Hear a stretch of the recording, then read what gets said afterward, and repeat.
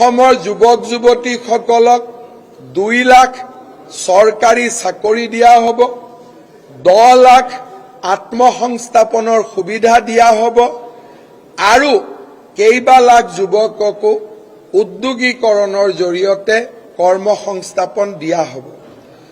অসমৰ আই মাতৃসকলৰ বাবে আমি আৰম্ভ কৰা অৰুণোদয় যোজনাক 3000 প্ৰতি মাহে 3000 টকালৈকে পৰ্যায়ক্ৰমে লৈ যাবলৈ চেষ্টা কৰা হ'ব। ৰাইজৰ সমস্যাৰ বুজ ললো আৰু ৰাইজক যোৱা 5 বছৰ আমি কৰি অহা কামৰ খতিয়ান দিয়াৰ সুবিধা পালো।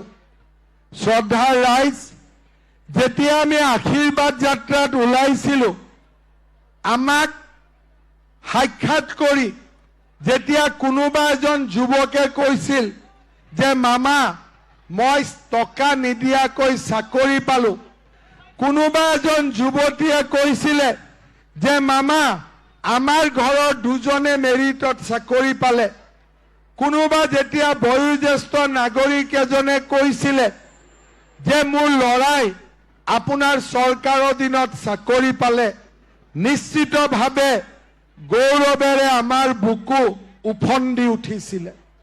অসমৰ চুকে কোণে আশীৰ্বাদ যাত্ৰা ইলেকশ্যনৰ মিটিং কৰিব গৈ মই এটা কথা স্পষ্টভাৱে দেখা পাইছিলো যে অসমৰ কেঁচা ৰাস্তাবোৰ লাহে লাহে পকীকৰণ হ'ল আৰু অসম মালাৰ দৰে আঁচনিয়ে আমাৰ ৰাজ্যখনক দ্ৰুত উন্নয়নৰ পৰ্যায়লৈ লৈ গ'ল।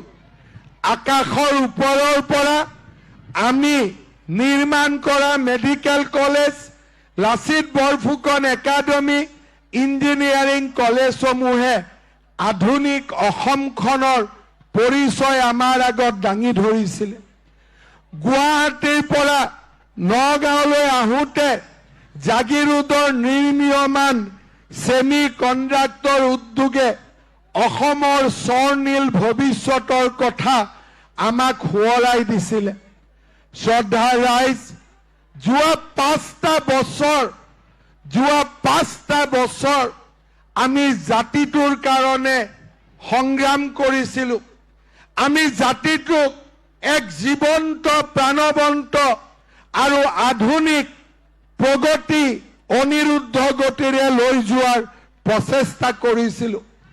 আমাৰ দিনতেই লাচিত বৰফুকনৰ সুবিশাল প্ৰতিমূৰ্তি হ'ল লাচিত বৰফুকন পুলিচ একাডেমী আজি ৰাষ্ট্ৰীয় পৰ্যায়ত উজ্জীৱিত হ'ল।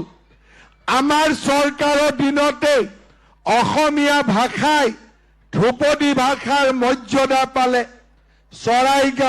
চৰাইদেউ মৈদামে বিশ্ব ঐতিহ্যৰ স্বীকৃতি পালে আৰু আমাৰ ভাষাটোৰ লগতে বিহু, ঝুমুৰ, বাগৰুম্বাই ৰাষ্ট্ৰীয় পৰ্যায়ৰ স্বীকৃতি পালে। অসমৰ প্ৰায়বোৰ জিলাতে এখন মেডিকেল কলেজ আৰম্ভ হ'ল।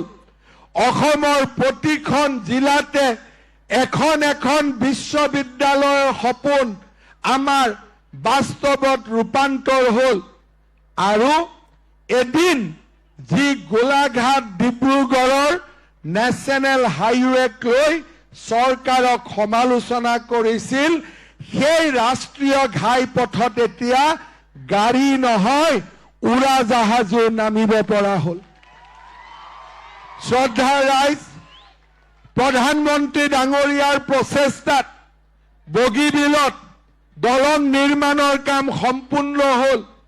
ধলা শদিয়াৰ দলঙে আধুনিক অসমৰ পৰিচয় দিলে আৰু ব্ৰহ্মপুত্ৰৰ বুকুত এনেকৈয়ে কেইবাখনো দলঙে আত্মপ্ৰকাশ কৰিলে। এতিয়া গোলাঘাট জিলা আৰু গহপুৰ জিলা সামৰি 20,000